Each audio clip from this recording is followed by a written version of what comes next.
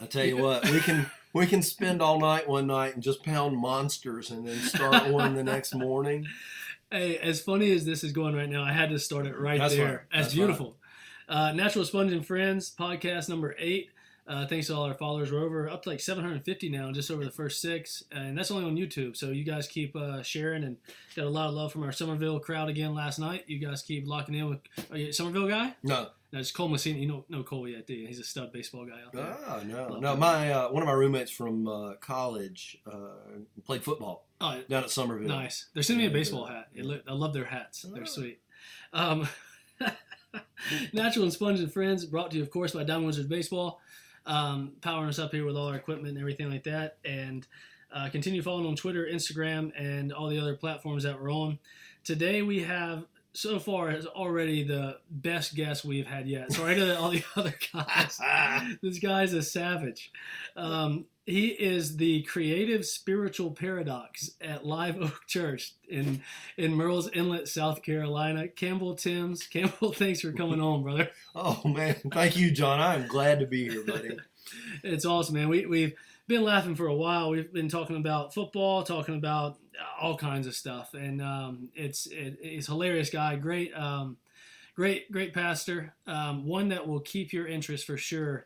And what blew my mind, and like I said, we bounce around, but what blew my mind is that this is the first one you've been the head preacher at. Yes, it is. I did family ministry. I did youth and children, and over the course of a number of years, several different times.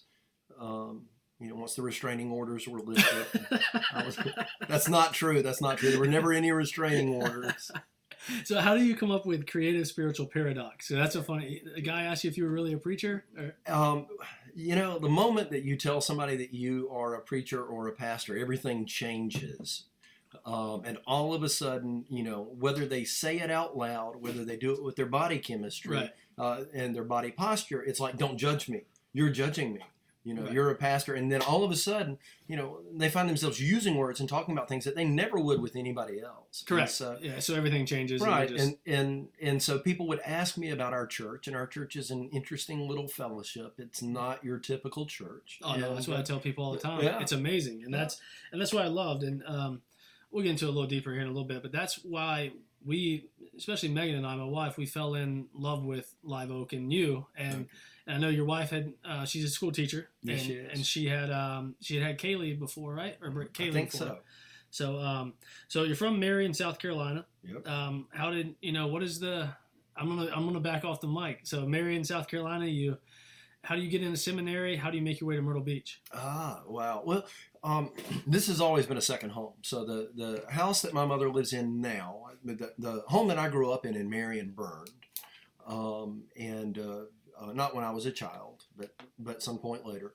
And so my mother and my stepfather moved into what had been her parents' summer home. So my grandfather bought this house down in Murrells Inlet, right there on the creek, in 1935. And that has always been a second home. As a matter of fact, you asked me about ministry.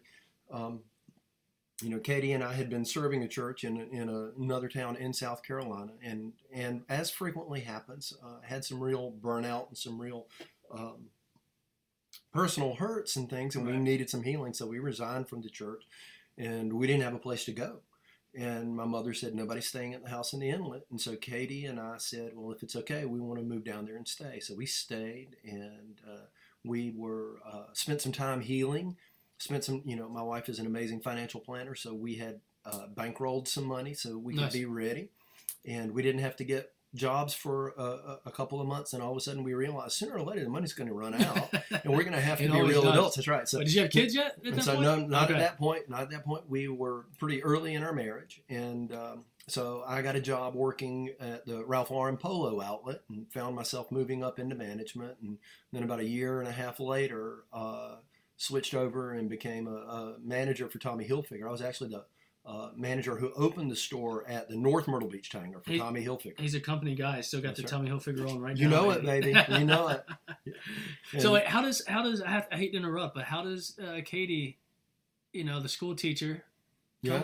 Where do you guys meet? Where do you guys first date? Well, it was Grandma's fault. It was Grandma's fault. Coming out of seminary, and I'll try to give you a little bit of a timeline.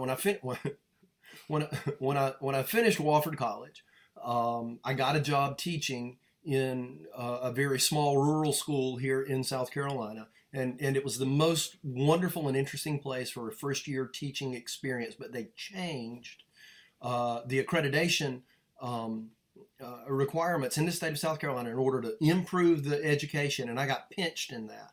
And so I had everything ready to teach except for my year of student teaching. Gotcha.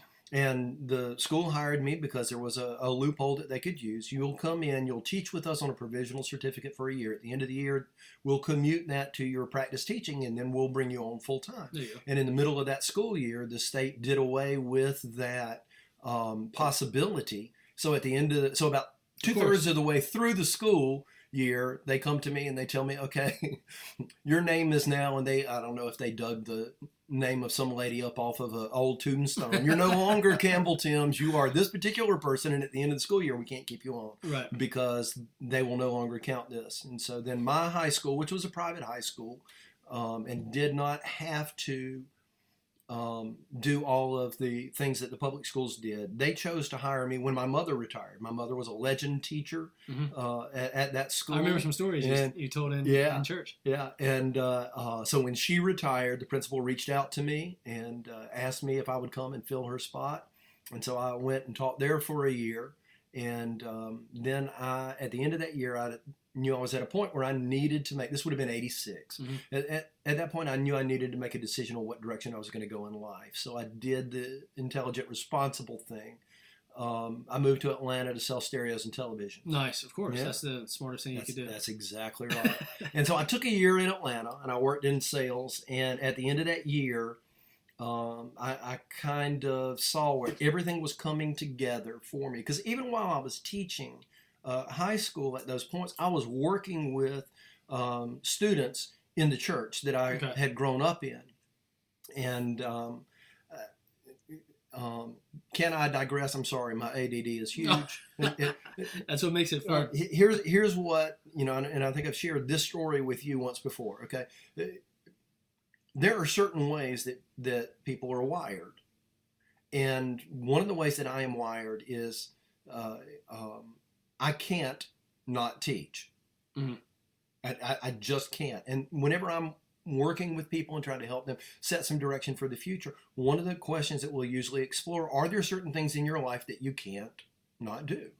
And so when I went back and I taught at the high school that I graduated from, I had the opportunity to go through and review my own own personal records. Yeah. I got to see my permanent records tracing my education, and it was really scary. There were some sweet teachers who were very kind to me, apparently, according to what I saw in my permanent records. But my fourth grade teacher had written in my permanent record, "He will teach the class if you let him."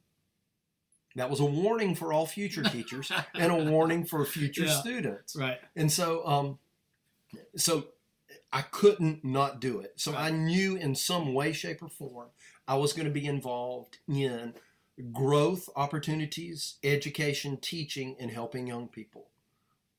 Because at that point, old people still scared me. Right.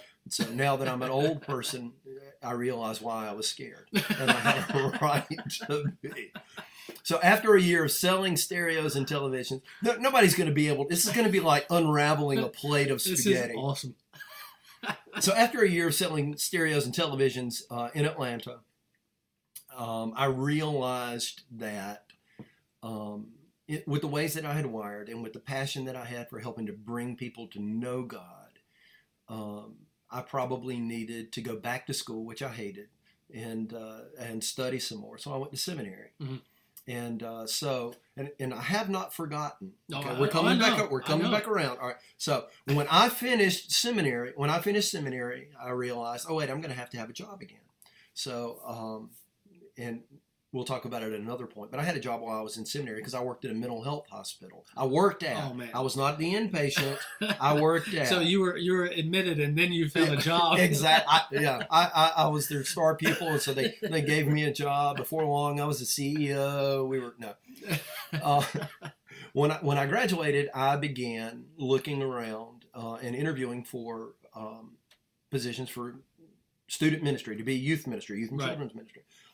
And one of the churches that I interviewed with was a church in the town of McDonough, Georgia. Do you know where McDonough, Georgia is? No idea. No. But you do know McDonough, Georgia, you just don't know it. Okay. McDonough, Georgia is the home of Snapper Power Tools. Oh, okay. Right? Yes. You know Snapper? Yeah. All right. That's it. And That's what they got. It used to be McDonough, Georgia was right there. It's also 8 miles south of, if you remember Collective Soul. Do you remember that musical group? I do. Yeah.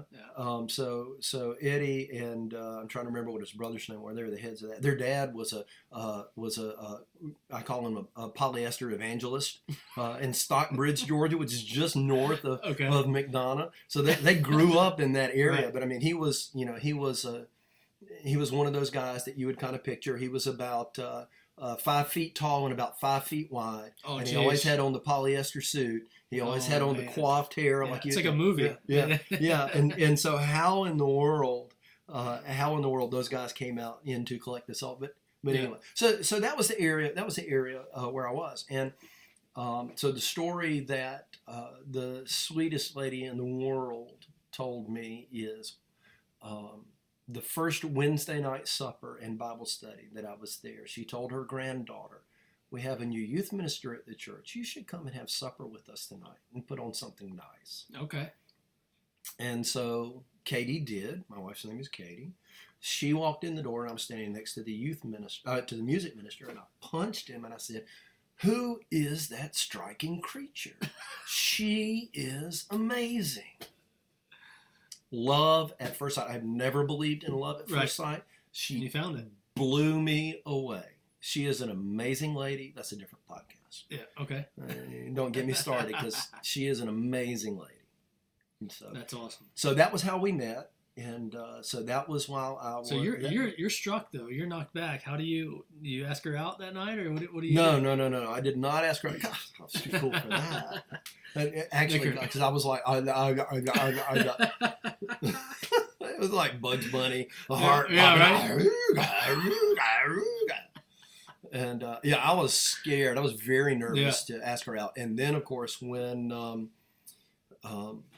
had to meet her father, the career military Vietnam War vet, yes, the lieutenant colonel.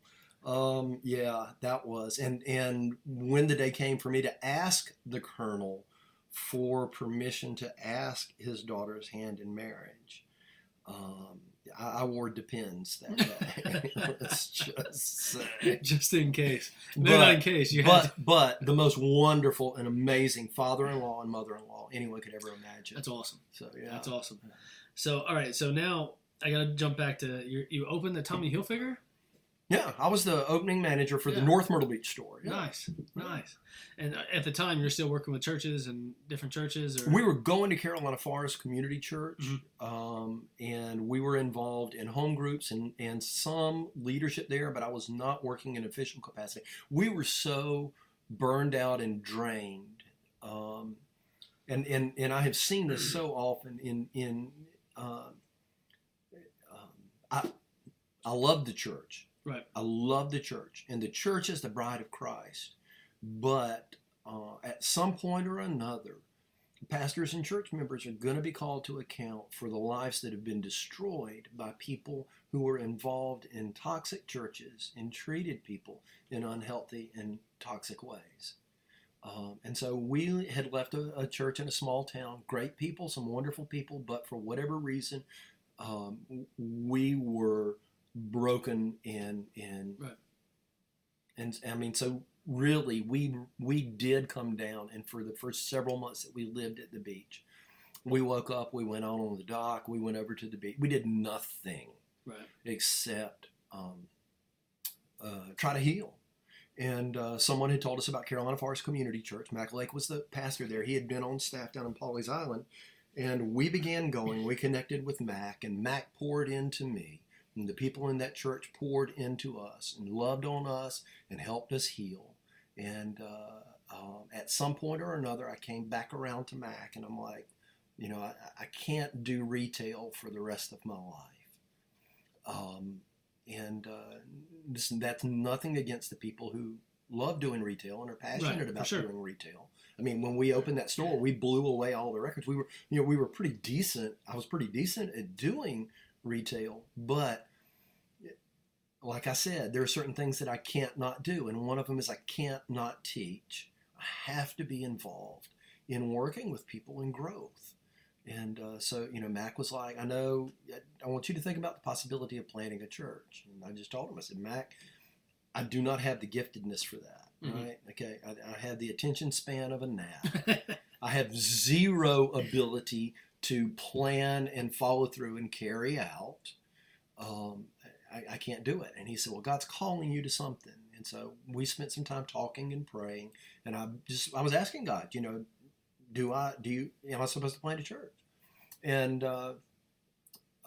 then that question, as a part of my prayer life, kind of changed from, am I supposed to plant a church, to, if I plant a church, what would it look like and where would it be? And then as the vision began to come, I began to sort of own it. It kind of began to, right. And other people began to speak into me, and other people in the area. And so then all of a sudden it was kind of like, this is what you're supposed to do. This is where you're supposed to go. And is that when you did Live Oak? That's when we worked towards doing Live Oak. It has been one of the most rewarding and one of the most frustrating, I'm sure, things that we've ever done. We had a lot of advantages coming in, and we encountered a lot of, it usually is unforeseen difficulty early on in a number of different ways. Right. And I think some of the biggest things that really sort of hurt us in the early days of the church were the pastor at Carolina Forest, who had no intention of leaving, wound up leaving and going to another church. God called him, moved him to another church. We had taken 3 or 4 of the final families that had helped plant that church. They wanted to come and help us get started. And by the time we had launched the church, and within maybe a month after that, all of those families who knew what they were doing, and all of those families who had regular income, actually wound up moving out of the area as right. well. Is that some of the videos you played in? And so in church before, the people? Could be. I think it was like it was like the anniversary. You play some guys used to be there and they moved on to. Oh yeah. What? And it's been an interesting thing. We've you dream big about all different kinds of things, and then reality sort of comes, and reality may be different from the dreams that you had, but it doesn't necessarily mean it's less. Correct. So what exactly is church planning? Because obviously it's kind of self-explanatory, but John Mullahan, the guy that married me and Megan, I think he reached out to you before too, and he planted Vertical Church up in Gallipolis, Ohio, and went around, and it's an old bank, and he redid the whole inside and all that stuff. But what is the process for? Because I know Live Oak used to be. We actually started when St. James High School opened. Okay. We were there. We were meeting there. And it was interesting because, I shared with you, for instance, that the pastor of the church that helped us get started left. Right. Actually, believe it or not, the entire church planting mechanism in the state of South Carolina completely changed right around the time that we launched our church. And all of the structures and everything else that we thought were going to be in place actually wound up not being in place. So right off the bat, you guys are facing adversity. Well, we were. My roommate from college was on the church multiplication team for the state. And there was a shift or some change in the state convention. and he has never been to a service at Live Oak Church. They left and moved to Tennessee to go and do church planting and church multiplication up there. Gotcha. The person who had been the area missionary, kind of overseeing, and the director of missions, who kind of helps all the church, all the pastors and everything else in the area, wound up leaving. So before our church was 6 months old, every support network that we thought we had was gone. Jeez. And we had to try to figure out, what does this mean for us? Are we doing this wrong? Because we were pretty certain that this was the call that we were supposed to do. Right. And so you've probably heard me say this on more than one occasion. Yeah, I don't know about you. Sometimes I forget what the main thing is, and I focus on what I want to be the main thing. Oh, for sure. But that's like being coaching baseball. Exactly. 100%. But that's not the main thing, right? Right. And so, as I am whining and crying and complaining to God about, church planting sucks. You took all my people away. He just kind of asked me, is this about your success as a pastor, or is this about the growth of the kingdom? Is this about something larger than you? You little crybaby, get over it. No, he didn't actually say that. But, and so, you've probably heard me say this on Sundays. If you have a friend who is not a believer, right, but they're interested or curious about God, but they won't come to our church, you find a church they'll go to and you go with them, because the purpose of the church is not about growing Campbell's church.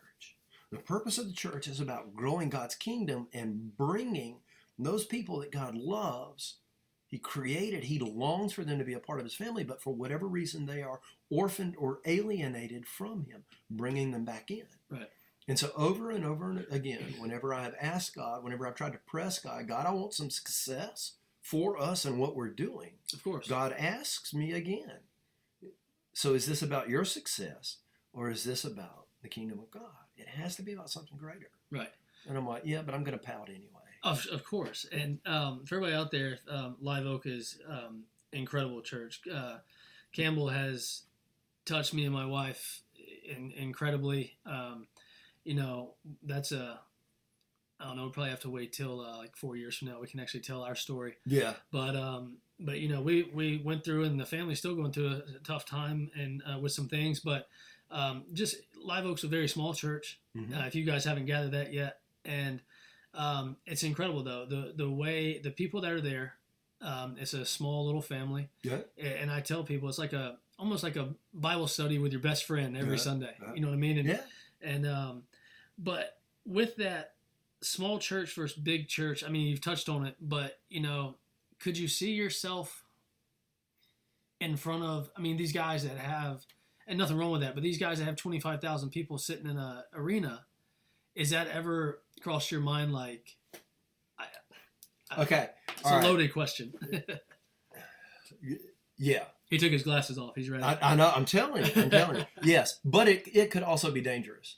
All right. There has never been a microphone or a spotlight that I can't say that. But given a chance, mm-hmm. yeah. I really enjoy preaching and teaching. I have preached in front of thousands. I have preached in Mexico. I have preached in Korea. I have preached in Guatemala. I've had opportunities in different areas to speak. At the same time, I think most people at some point or another have to battle with whether or not, how they're going to handle their own success. Right. And so would I love to stand on the stage and speak to 1,500, to speak to 5,000, to speak to 10? I'd love to have the opportunity to do that. And not for you. I really would. Right. And, well, actually, no, I would for me. Uh-huh. But, okay. I mean, I would love to do it for God, yeah. too, right? But just to have that opportunity, I think would be amazing, because I've probably never met a crowd that I thought, hey, there's probably something that I can share. Right. That's awesome, man. we went to, I was telling you a little bit about before, I went through a stretch, and I talk about it on, I think, podcast number 2, but I go through a stretch of my life after Ryan passes away, and had been big into church growing up in high school with my buddy Brad Evington. I hadn't talked to Brad in years, man. I need to find Brad. But going through, after Ryan died, being pissed off, asking God why, and all this, and then, meeting Megan and us, went to a different church here twice. Right. And a lot of those people had a few negative things to say about us, and she's like, "Who cares? Let's go." So we go, and end up, I'm like, I'm not going back. I can't. And then Addison Blows and Jason, they had texted Love us. them. Awesome people. And this was right after they were going through a hard time. Right. Exactly. And she had texted us, and we went. First day, I'm like, yep, this is it. This is where we're going to be. So that's awesome. Like you said, God puts you where you're supposed to be. And now this is, everything happens for a reason. And now this is your why, I'm sure now. Your oldest son, Pearson, gets in a terrible car crash. September of last year. Yeah. And he was a junior or senior? He had begun his senior year. Okay. He and a friend were going to eat lunch at McAllister's, and they were headed north on bypass and about to make a left turn. And the light turned yellow. They had pulled into the intersection. The light turned yellow, and so they went to complete. The light turned red as they were completing it. A driver who was heading south ran the red light, hit right on the door where Pearson was sitting. The driver of the truck declined medical attention, left after the police and everybody were there. The driver of the car that he was in, they put her in the ambulance. They took her to the hospital, checked her out, and released her. And Pearson suffered what they call diffuse axonal injury of the corpus callosum and frontal lobe and the cortex. I think that. I told you this guy was smart. Yeah, no, I'm telling you words that I don't necessarily. What I understand is it's sort of the adult version of shaken baby syndrome. Jeez. Okay, so it's brain injury. So basically, it's a severe brain injury. What they told us was that all right. So you know what a neuron is, right? Sort of. Yeah, I mean, sort of. Yeah, exactly. What we've been told. Right, so axons connect neurons together, and so diffuse, right? If I've got a, you know what a Q beam is? One of those high-powered hunting lights that you're not supposed to use at night, right? All right. So that is focused, that is concentrated. Laser is focused, and that is concentrated. Okay. Diffuse would be if you put something over that so that the light is occluded, and it's all right. So diffuse means it goes everywhere rather than focusing on. Okay. So the axons that were connecting the neurons in his brain, right, were all over, were sheared. So if you took a piece of tissue paper and you gently began to tear it, you would see the fibers still, how they had meshed together, and now they are separated. So that's what they told us had happened. Do you have any broken bones or? He had. Let me see how the doctor say it. He has a lot of broken ribs. I said, how many? A lot. A lot. It's like, okay. All right. And had a shelf fracture in the hip, which is kind of like a sliver fracture, but it happened to be at a point where one of the muscles sort of attaches. Had I'm trying to think if he had a broken femur. Sorry. Anyway, something was broken on one of his legs as well. And he was athlete, football kicker on the football team. He was a punter and a kicker for the football team. All summer he was at Camp McCall. He worked at Camp McCall, which is an RA camp up in the northwest corner of South Carolina. And I remember right before the accident, he is you I don't know if you made him, but he was talking on stage, and it was cool to hear that him talking about the summer and all that stuff. And now the thing that you have to know about Pearson is Pearson is very much his mother's son, and he is very much an introvert. And so not this past Easter, but the Easter before, Easter when he was a junior. The person who was supposed to be doing have you been to the sunrise service that we do? We okay. have it. All right, so there's about 900 people in Garden City. We're usually Pier. in Ohio. Yeah. Okay, gotcha. So there's about 900 people on the end of Garden City Pier. And we had the praise band out there. We do music, we do narration, and I try to use 2 narrators at least. And my second narrator had to back out, and I am stressing out because I don't have another voice. Right. And it's going to be monotonous just for people to listen to me. It's monotonous for me to listen to me. And Pearson came to me as a junior in high school and said, "I will do it." And I was like, now, to my knowledge, he's never spoken in public before, and I'm about to put him up in front of 900 people. And I pushed him really hard. I said, "Are you sure? Are you sure that you want to do this?" Right. And he said, "Yes, I'll do this. Let's read over it. Let's check and see." And he did it, and he handled it like a pro. That's awesome. Now, I realize that that's coming from a father, okay?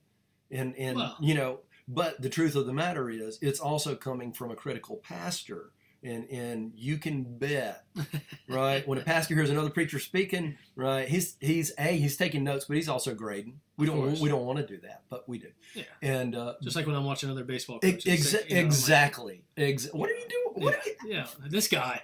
What's this guy doing? Yeah. And so no, but he did really well.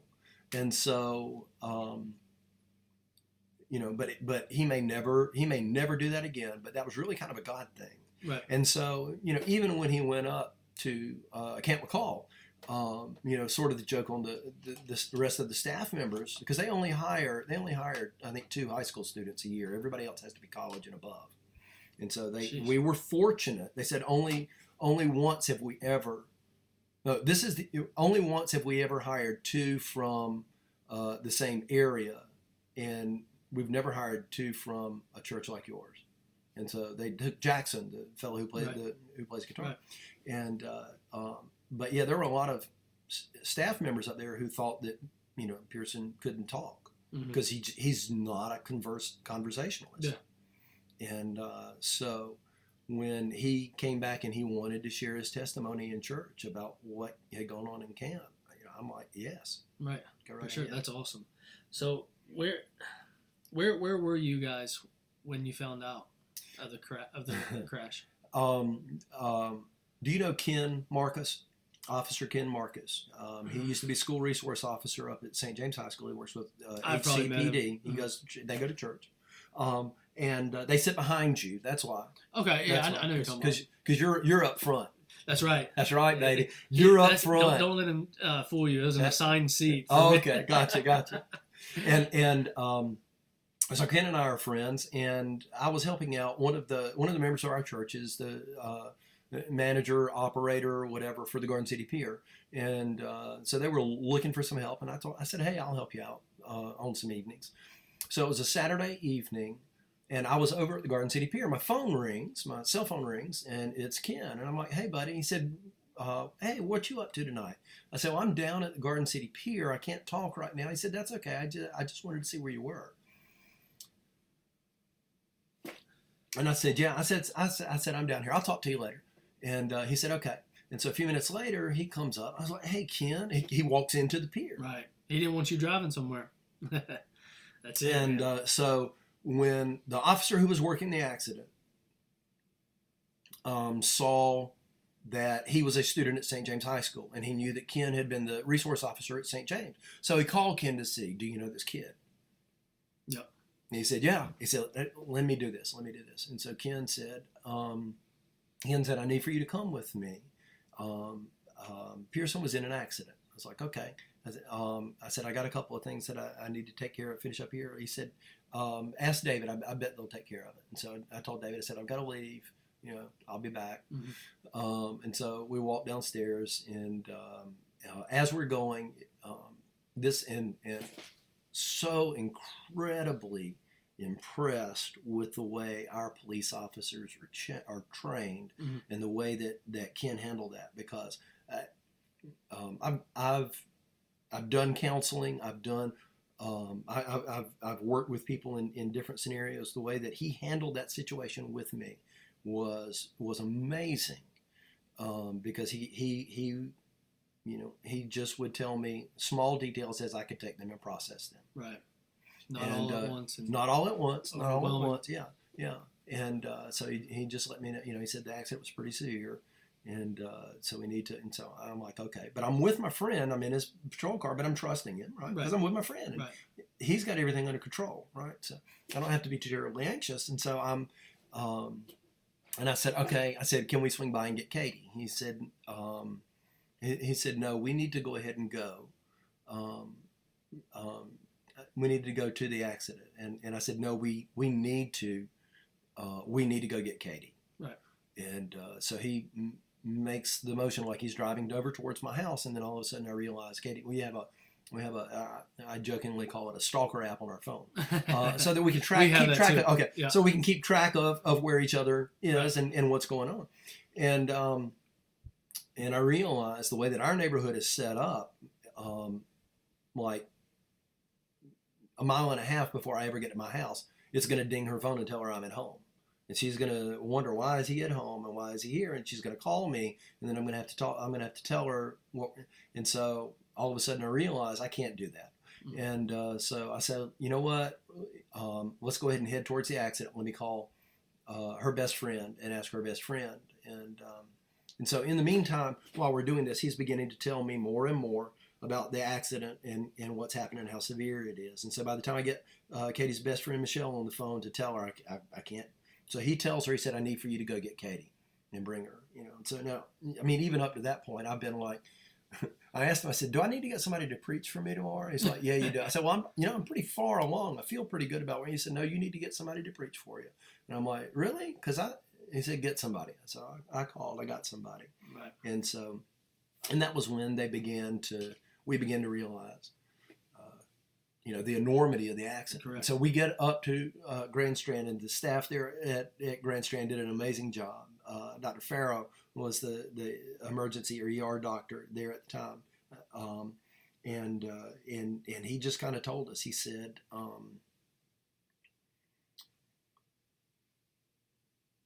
there was a trauma doc at the light waiting to turn, and he had his equipment with him in his back seat. And he got to Pearson. Dude, I have chills. I mean, it's unreal.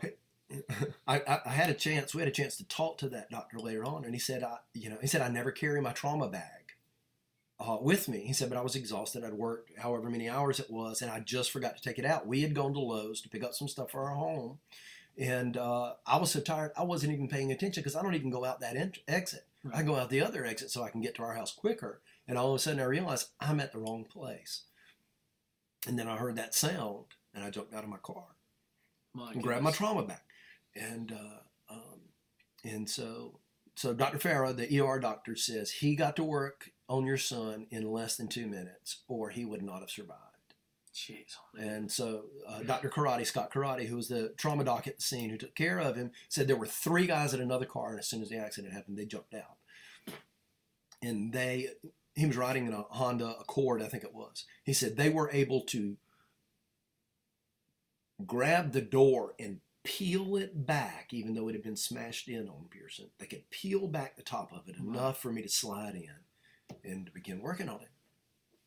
And so then the doc at Grand Strand said when the EMT team got there, he said they hit everything that they had to hit in the time and order that they had to hit it, or he would not have survived the ride back to the hospital.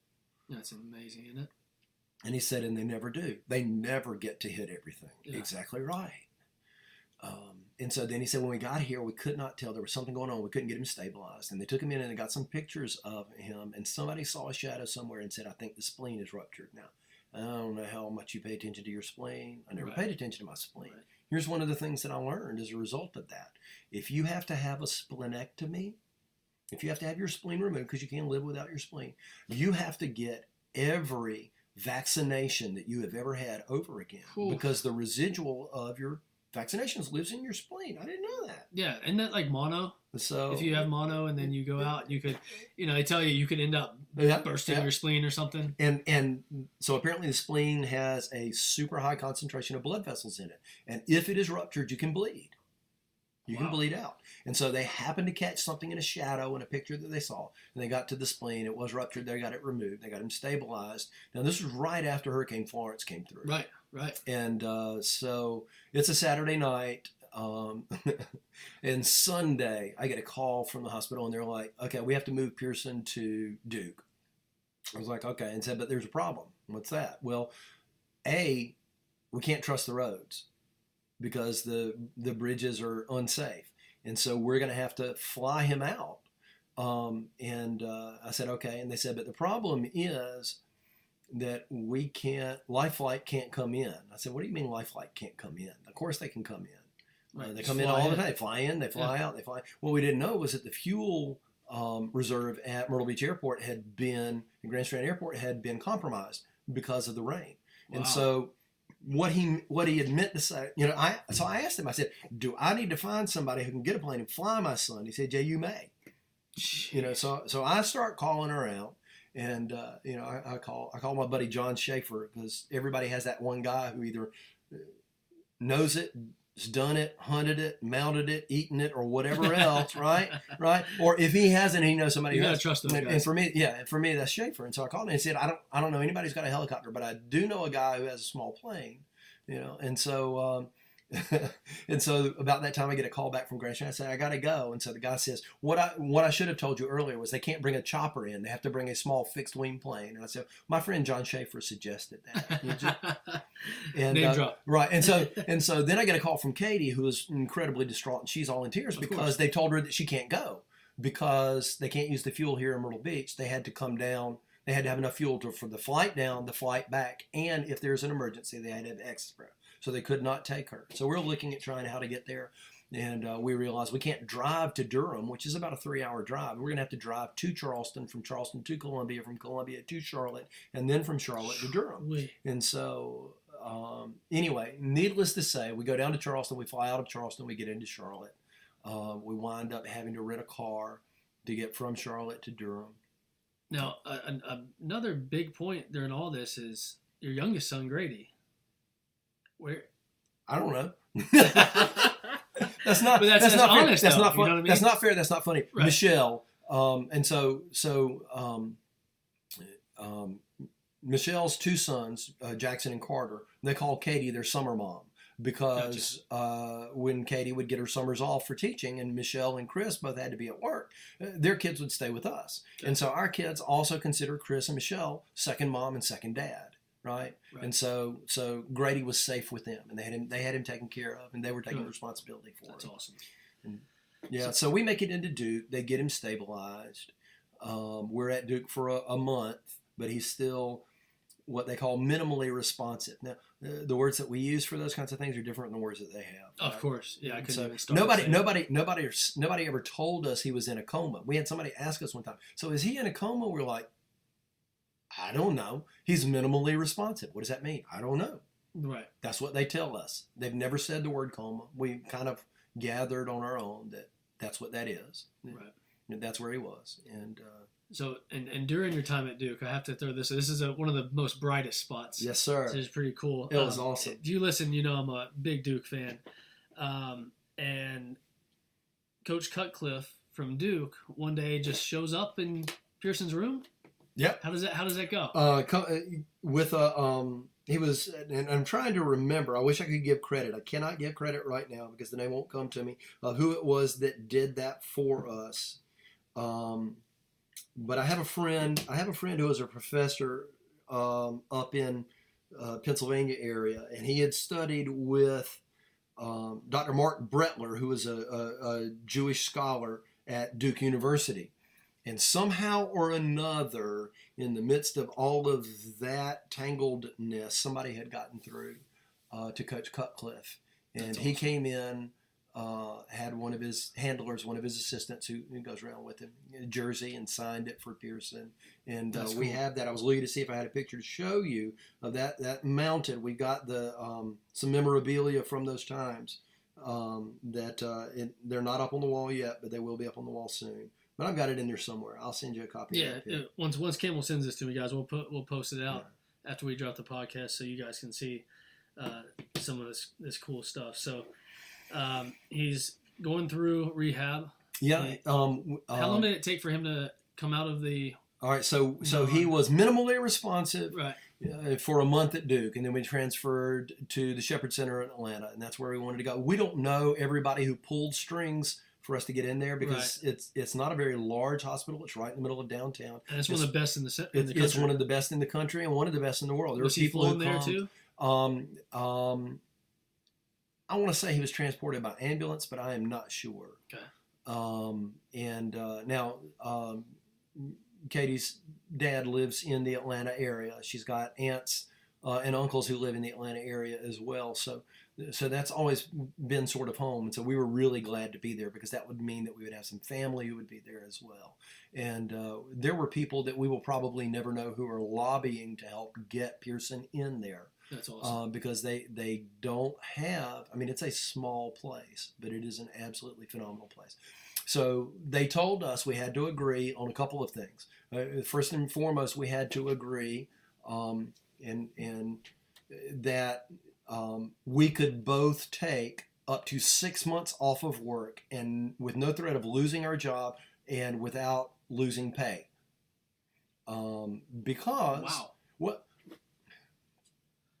Because if they give that spot to somebody and the parents can't be a part of the recovery process, then it messes everything up. It's really hard. It's really, and so we had to make sure, we had to double check and make sure that we could do whatever it was that we needed to do, that we had to be able to do that. And so we did, and they got us in, and they said, and here's the other thing.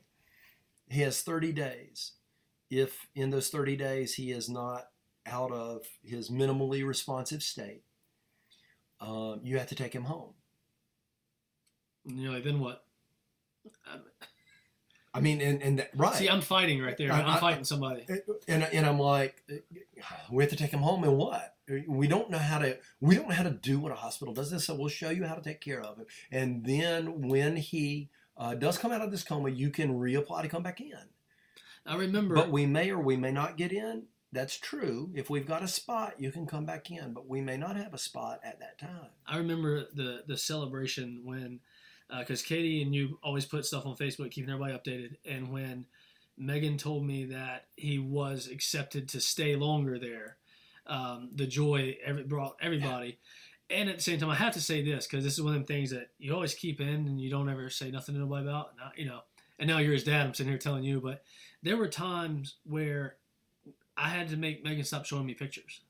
And I'm like, he's not going to walk again. He's not going to talk again. I'm like, and I'm, Mr. Negative over here. And I'm like, there's no way in hell he's going to. And she's like, yeah.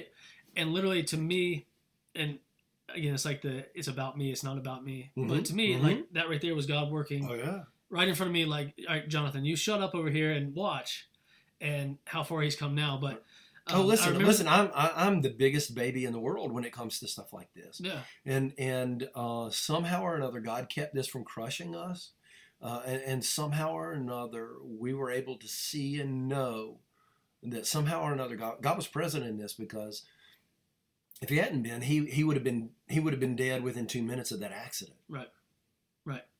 So I mean, it's wild, isn't it? And so, but I mean, even later on, I'll tell you. After we came back home, Pearson and I are riding in the car, and my phone rings, and it's a young man that I'd worked with ever since he was in high school. He lives up north now, and I looked and I saw who it was, and I didn't want to take it. And it rang again. And Pearson was like, "You can take that." I'm like, "No, I don't want to take that." He said, "No, really, you need to take that." I said, "I don't want to take that." He said, "It's okay. I don't mind if you're on the phone while I'm in the car." I said, "That's not it." And the phone's still ringing.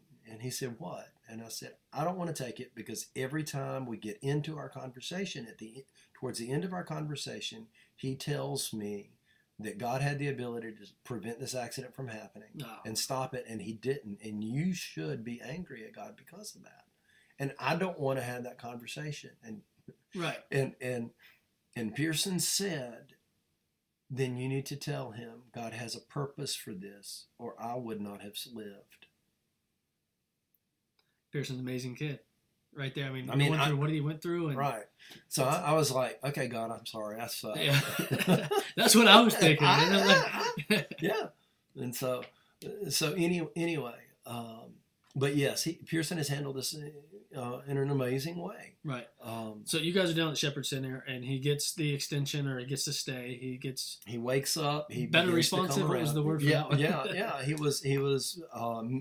went from minimally responsive to responsive or partially responsive or whatever. But once he came out, once he began to really come out of that coma, his progress has been very surprising for his doctors and therapists, and continues to be. Right.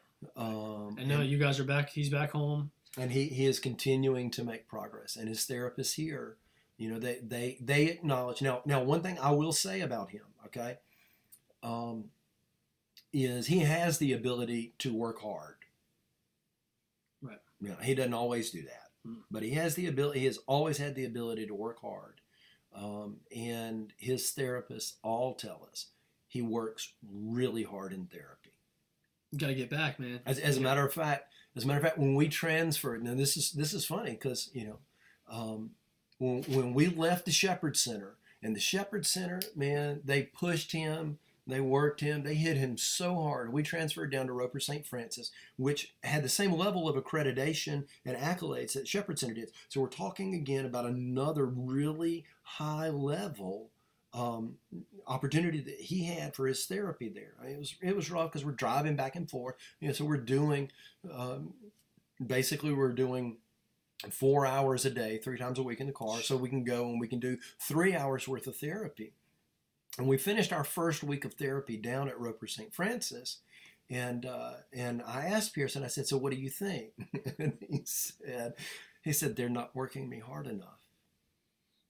He said, I can do more, and they're not pushing me. I said, then you have to tell them you have always taken responsibility. Now, and I'll tell you this, okay? This is, I don't say this to try to put my son, this is the way that he is wired, okay? Mm-hmm. I'm not trying to put him on some extraordinary level because but even when he was at Duke, before he could speak, someone came in the room one time and they had asked about him. And as I was talking with him, he could communicate through facial expressions and hand gestures. I could tell that something was wrong with him as I was talking with this person. And so I stopped and I said to him, is it bothering you right now that I am talking about you and not to you and with you in this conversation? And he nodded his head. So I apologized and I said, I'll try not to do that in the future. And you remind me. And that's got to be difficult too, not to do. I mean, and so, right, because I can communicate. You're trying to talk for him and you're trying, and I can do it much quicker. Correct. So even though it takes me forever to say things, I can do it much quicker. And so from that point on, but he taught me an incredibly important lesson. And that was, this is him in his life. He has to be included in all of these things. And so when he told me that day at Roper St. Francis, they're not pushing me hard enough, right? I'm not going to go to his therapist and say, you're not pushing him hard enough. So I said to him, you have to tell them, you have to take ownership of your therapy and let him know. And he did. He told them when he went back to therapy that next week, he said, you're not working me hard enough. He said, I should not be able to walk out of here. I should have to have my wheelchair. That's awesome. There's not a lot of guys that are in full health that would even. I mean, right? I want to get better, right? Yeah. But no pain, no pain. That's it, right? That's right. So, and so Pearson has always had the ability to work hard on the things that he loves and the things that he's committed to, and he has been very committed to his recovery. So there was a time, obviously, where he was in the coma, and then how long was it before he could talk again? And when he first puts those first sentences together, what's that like to just? The first time you hear his voice, oh man, That's fine, man. Yeah, no, Oh, I couldn't imagine. I lost it. Yeah. I absolutely lost it. That's The first time he spoke. Yeah. Because I never knew if we would ever get that back, right? He was intubated for a long time. He's still got a big giant scar right here. And that damages your vocal cords. Now, we're fortunate it does not appear that there's any damage to his vocal cords based off of that. He has what they call dysarthria. Okay. Yeah. That's a Google word. Yeah, exactly. So it's a part of the brain injury, but basically it means that his voice is fairly flat. He's working really hard to regain vocal inflection, going up and down and up and down. But speech is hard for him. The more tired he gets, the slower his tongue is. And there are times where his mother and I, as teachers, have to ask him to repeat things because sometimes still his speech is difficult to understand or decipher, especially when he's tired. From what we understand, from what the doctors say, there is no reason. All of a sudden, he may wake up one day and boom, his speech is normal. Right. Or it may be 5 years or 10 years down the road and he's still making slow progress. We've got no way of knowing. Gotcha. And the beauty right now, too, is Monday was his first day back in school, right? Yeah. So that's awesome. So how many does he have to? He's got the whole year. He's got the whole year. He's got the whole year, and he. It was so funny. We were sitting in an IEP meeting, individual education planning meeting, later on yesterday, maybe. I guess it was yesterday. And so they were bringing us up to date on how he'd done this first week, what they want to look at, and what they want to look at for. Towards the end of the year. And they said, and we have to begin to think about making some plans for next year. And my wife, Katie, and I looked at each other and we both laughed, and Pearson looked at us and kind of smirked. And they, and they said, has Pearson ever given any thought to what he wants to do after college? And Katie said, Pearson, tell him what you want to do. And he said, biblical archaeology. And they said, what? He said, biblical archaeology. From the time he was in fourth grade, maybe, that's all he has ever wanted to do. That's neat, man. And so then they said, well, we're going to have to find a school where you can begin to do that and figure out what it is that you want to. And so I said, Pearson, tell him where you want to go to college.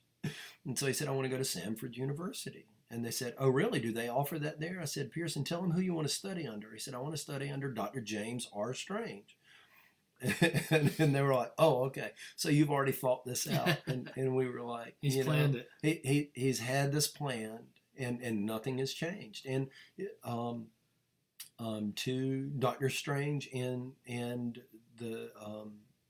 their credit, Pearson has an invitation to attend a dig in Galilee. Wow. This coming summer after he finishes his senior year here. Which would allow him to enter Samford with 8 credit hours before he ever even begins his fall semester. So, I mean, how amazing is that, incredible. That all of that has come together. And so every morning since the accident, let me see if I can do this. Every morning since the accident, I get that text. And Lord, thank you for the influence. Dear Lord, heal Pearson. Dear Lord, hear Pearson. Every morning. Dear Lord, hear Pearson. Amen. Amen. Every morning from Dr. Strange at Samford University. That's incredible. Every morning. That's cool, man. And so he's obviously, like you said, with the speech, is getting better, and it's a work in progress. Is he walking? He can walk with minimal contact. He has to have a one-on-one at school. Which means that somebody has to be with him at all time, maybe carry his backpack and everything else, especially because you know how it is. He still got the brace on. He wears a gait belt. Okay. If you know what a gait belt is. I think I've seen it. It's just a belt, and that's it. He does not have any brace or anything else. He can walk on his own, but balance is still difficult. That's one of the areas where the brain was damaged, and we're trying to get some of those things back. Right. But he can walk on his own. And so he walks, he writes, he takes notes, but he has somebody help him take notes because he can't write quickly. But yes, he is on track to graduate.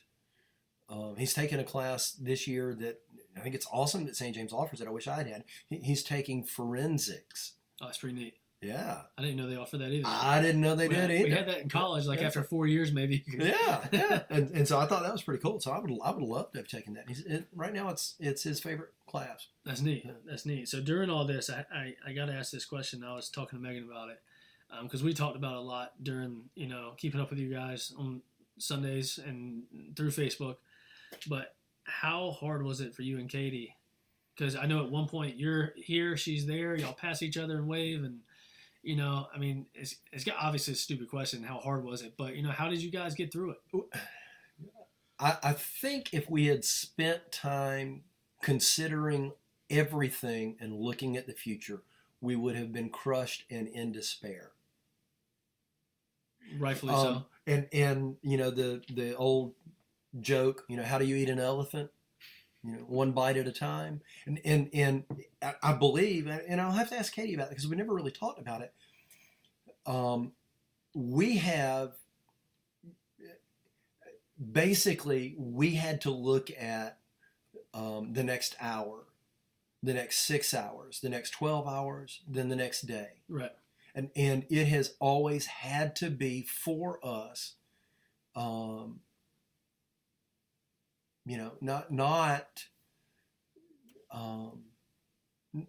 it's always just been, there's a children's book, first one step, and now one step, and now one foot, and now the other, and then the other, I think it's called. Mm-hmm. It's a Tommy DePaola book, which is an amazing book about a relationship between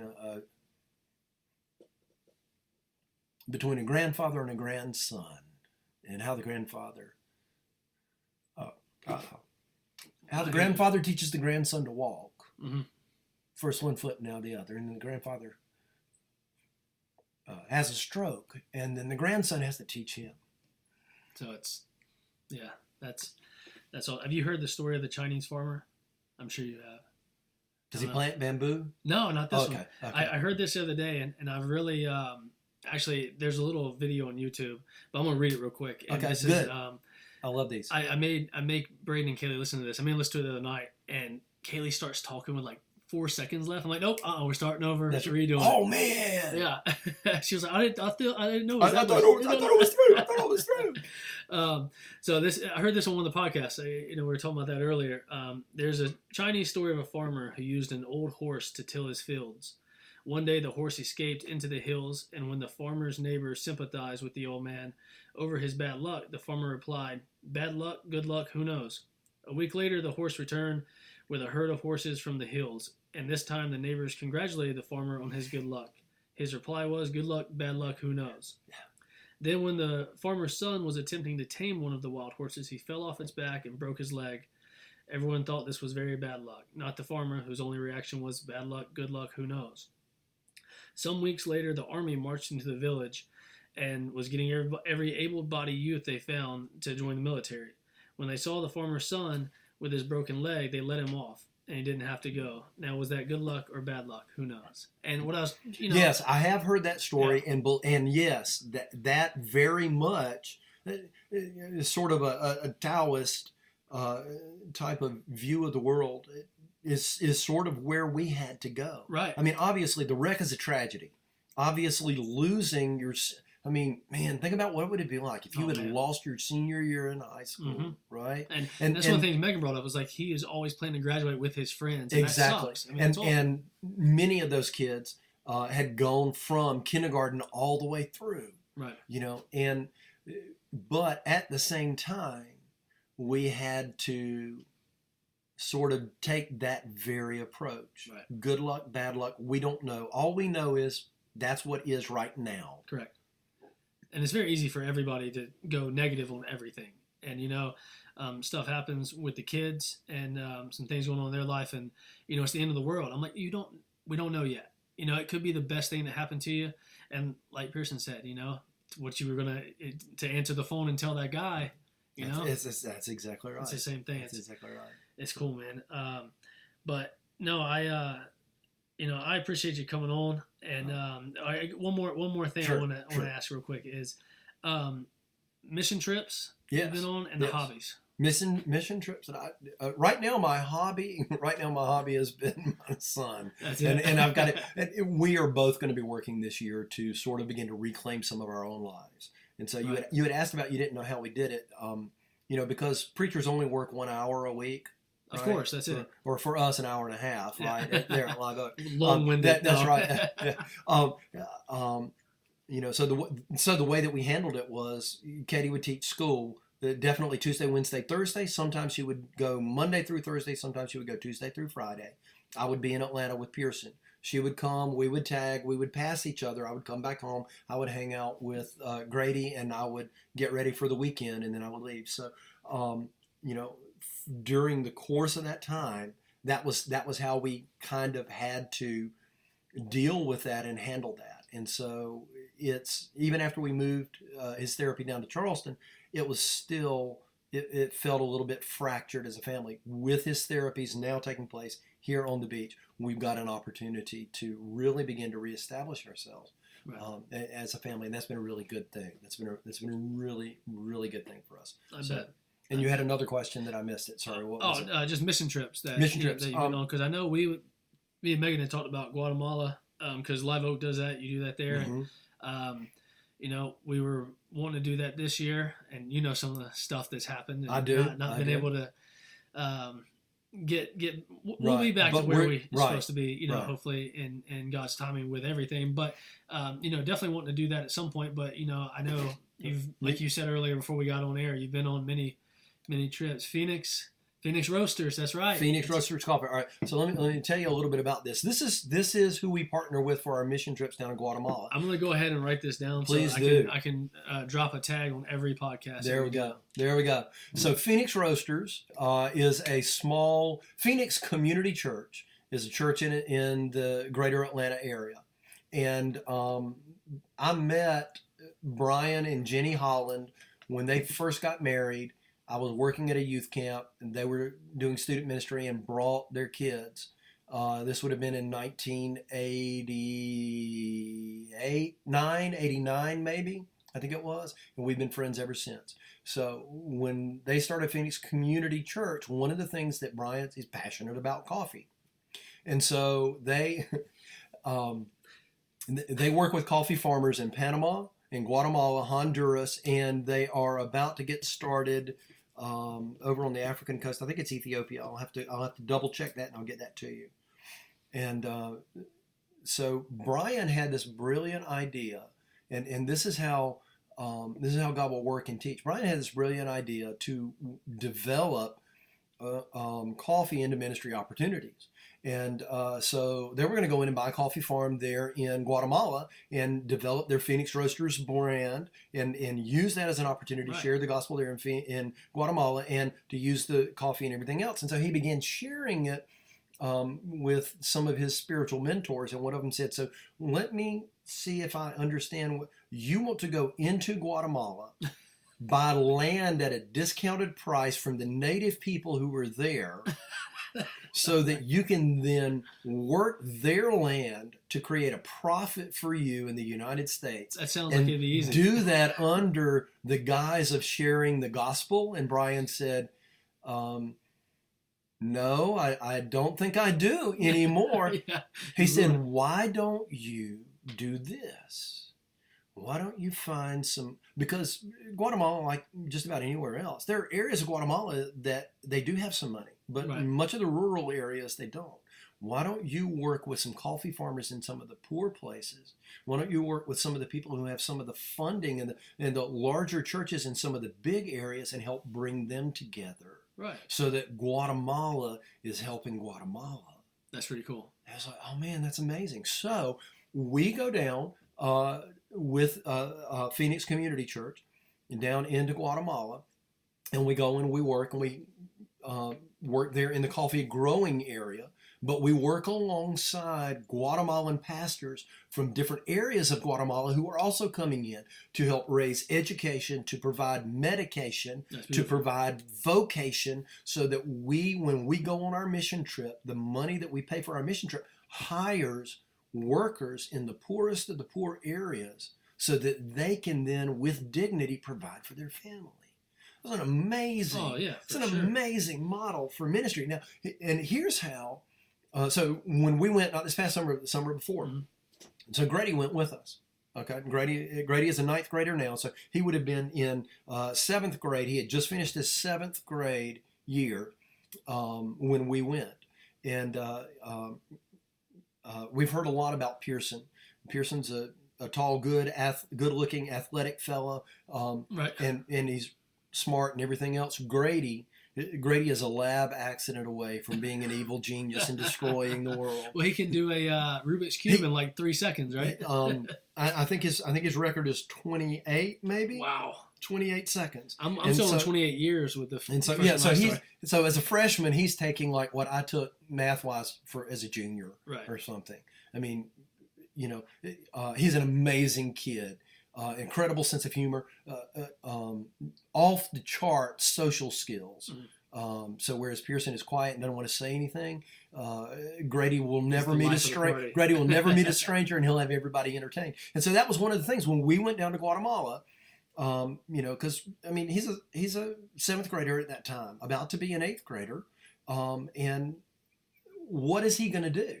And so he developed an educational initiative using the Rubik's Cubes that they could teach in their schools, as well as teaching the kids how to do it. And so when we came back, someone from Brian's church from Phoenix Community, asked Brian, how did Grady do down there? He said he was amazing. He did so blah, blah, blah, blah, blah, blah, blah. And the fella said, so he was really good with the kids? And Brian said, no, you don't understand. Grady was great with the adults. He was not a 12-year-old who was there on a mission trip. He participated in everything that we did. He pulled his weight. He taught. He worked. He did everything. And so, but this is the opportunity that we want to be able to give all of our kids. Braden, Kaylee, we would love for them to go when the time is right. Time is not right now. Time is not right now. It will be. But we would love for them to have an opportunity to go and contribute. Sports ministry while we're down there, do it. Baseball? Yeah. Oh, yeah. Yeah. Oh, yeah. Sure. Do they play baseball in Central America? Oh, I wonder. Yeah, I wonder. Do they have good baseball players in Central America? Yeah. You know it, brother. That's one of my big things with baseball. Is I'm more of an international fan than an American fan because it's a whole different world. Yeah. But and so anyway, so we're going to get you down there. Oh, for sure. We're definitely. It was in our plans this year, but we're definitely get down there. Good. And it's funny you say that about the coffee too, because the guy I was telling you about in Gallipolis, Ohio, John Mollahan, when developing and planning Vertical Church, he put in a coffee bar, and it's just like this huge coffee bar right outside the church, or in the I guess the foyer. Right outside in the foyer, in the welcome area. And that, I don't know if he knows about Phoenix Roast. That'd be cool for him to get involved in as well. You know what I mean? When we get off, you can give me his address. I'll send him some coffee. Oh, for sure. Oh, he's a big coffee guy. I have to. I don't hope this isn't like negative to get down to the end. You're a better man than me, though. Have you ever talked to the driver of the truck? The driver of which? Oh, I have not. I wonder. It's always bugged me. Has he reached out? Has he? Anything? No. So here's the thing, because I've had people who have said you need to go after him. I was like, he's a 21-year-old, 22-year-old kid. Number one, he didn't mean to do it. And they said, you need to go after him. You need to go after you need to, and I'm like, no, I don't. And here's the thing. If I could go after him and if we could get everything that he has and everything that his extended family member has, what have we done? Correct. One life had the potential to be destroyed, and we would be spending our life trying to get something that he can never give us back. He can't. I feel for the guy. I don't know. Maybe he has nightmares about that wreck too. Maybe he's never given it another thought. But if I spend the rest of my life trying to make sure that he is engaged in what I consider appropriate emotions based on what he's cost us, then he's living rent-free in my head. And that's time, that's mental space, that's emotional space, that's spiritual space that I could be giving to people who are going to be moving forward. So it would not surprise me if at some point our paths do wind up crossing. Mm-hmm. I hope that I will be able to respond in a manner that would reflect the love of God right. to me, even though my sins put Jesus on the cross. And that, I think, is the answer I expected, because right. But I make no promises. Oh, for sure. I make no promises. Okay, that's my hope. That's my prayer. And so, no, we've not heard from him. Don't really. I don't want to know much about him. Right. Not because, just because I'm afraid that I would take it and make it the wrong things. Right. And then, and that's the human aspect of exactly. it. And I'm very human. Very. Definitely gonna go. We gotta do the mission trip. Okay, good. We gotta get over. All right. We need to. We've had a long summer, man. We haven't been to church in a while. I figured we still have your spot. You do? We got your spot saved. I'm sure. Oh, yeah. I told you he put me up front and put my name on it. And everything was in the signed seat. That's right. Trying to get me straight, man.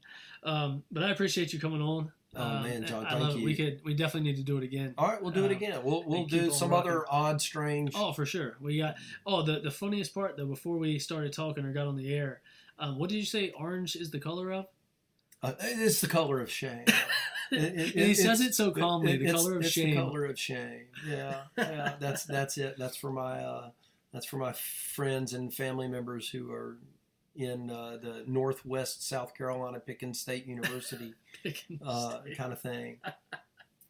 Oh, I got to ask you this: Are you a Croc guy? Do you wear Crocs? I have some. I wear them occasionally. Nice. I have to ask everybody because I would never wear them. Right. And then a month ago, I think Megan got me my first pair. I don't take them off. Right. I mean, that's the thing. You look at them, and the first time you ever see them, and you see somebody in them, you're like, A, the shoes are stupid, and B, I'm judging you like crazy because you're obviously an idiot as well, right? And then, Exactly. But then at some point or another, you put a pair on, and you're like, you know what? These things are easy to get in. They're easy to get off. I don't have to worry when water, like if I'm at the beach, sand, water, all of that stuff comes right through. Spray it off. They're great. So, I don't rock them often. But I do have two pair. Yeah, I wear them more than I have, and I even got the little Jivets thing on there, little 2-3 on one. I had a Fleur de Lis on the other one, and it fell off somewhere in at the Riverbank Zoo. We went to the zoo a couple weeks ago in Columbia. Nice zoo. Yeah, it is. Nice it was zoo. cool. It's actually the neat thing about it is how close you actually are to the animals. You don't feel like you're staring at them through a screen or a window. Like you're right there at them. Now it can't compare to Wakati. No, Wakati's amazing. The coolest thing, the one cool thing about Wakati is we live close enough where I have heard the lion roar in the mornings and the elephant bubbles. Right, and you've seen the video now of the alligators that can climb fences. I saw that on Ed's Facebook page. Yeah, so yeah. I'm glad you're closer to Wakati than I am. Do your people know what Wakati is? Oh yeah. We'll have to. Well, maybe we'll do our next one live as we walk around in Wakati. Yes, it is.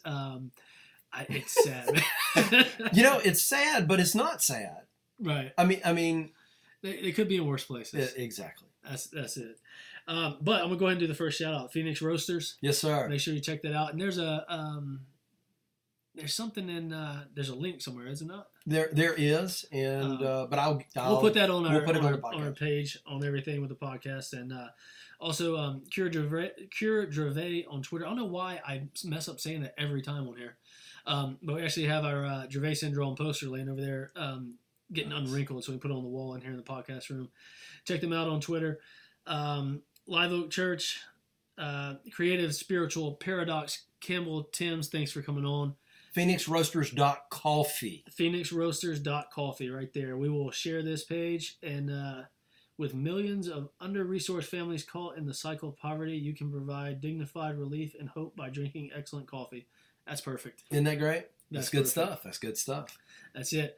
Thanks for coming on, brother. Oh, I appreciate it. Thank you for having me. And we're definitely going to do this again. All right, good. Talk to you later. And you said my seat was saved at church. So we'll see yes, you sir. Sunday. Yes, sir. Yeah.